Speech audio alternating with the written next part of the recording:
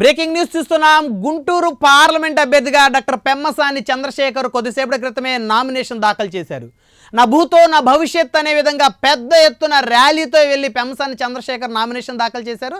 అయితే తెలుగుదేశం పార్టీలో చేరిన దగ్గర నుంచి కూడా గుంటూరు పార్లమెంట్ అభ్యర్థిగా పెమ్మసాని చంద్రశేఖరే పోటీ చేస్తారనే నినాదం అయితే గుంటూరు జిల్లా వ్యాప్తంగా పెద్ద ఎత్తున మారుమోగింది.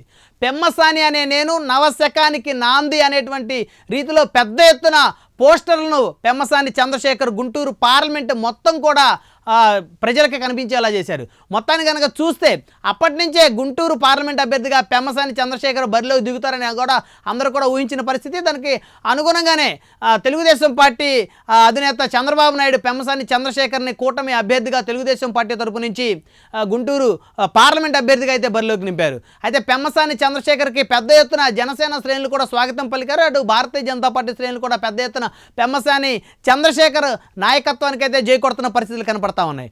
గుంటూరు నగరంలో పెద్ద ఎత్తున జరిగినటువంటి పెమ్మసాని చంద్రశేఖర్ నామినేషన్ ర్యాలీ కనుక ఒకసారి పరిశీలిస్తే పెద్ద ఎత్తున జనసేన పార్టీ శ్రేణులతో పాటు భారతీయ జనతా పార్టీ శ్రేణులు కూడా పాల్గొన్న పరిస్థితి ఉంది. అయితే నా భూతో నా భవిష్యత్ అనే విధంగా డాక్టర్ పెమ్మసాని చంద్రశేఖర్ ర్యాలీ కనుక నామినేషన్ ర్యాలీ చూస్తే ఇక్కడ గెలుపు వన్ సైడ్ అనేటువంటి విధంగా చాలా స్పష్టంగా కనపడతా ఉంది.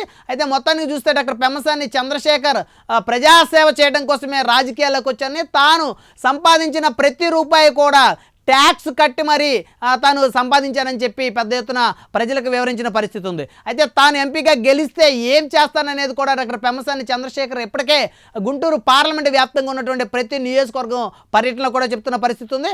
మొత్తానికి కనుక చూస్తే doctor Pemmasani Chandrasekhar nomination rally ఏదైతే ఉందో ఇప్పటి వరకు కనీ విని ఎరగని రీతిలో జరిగినటువంటి ర్యాలీగా దీన్ని అయితే గుర్తించవచ్చు.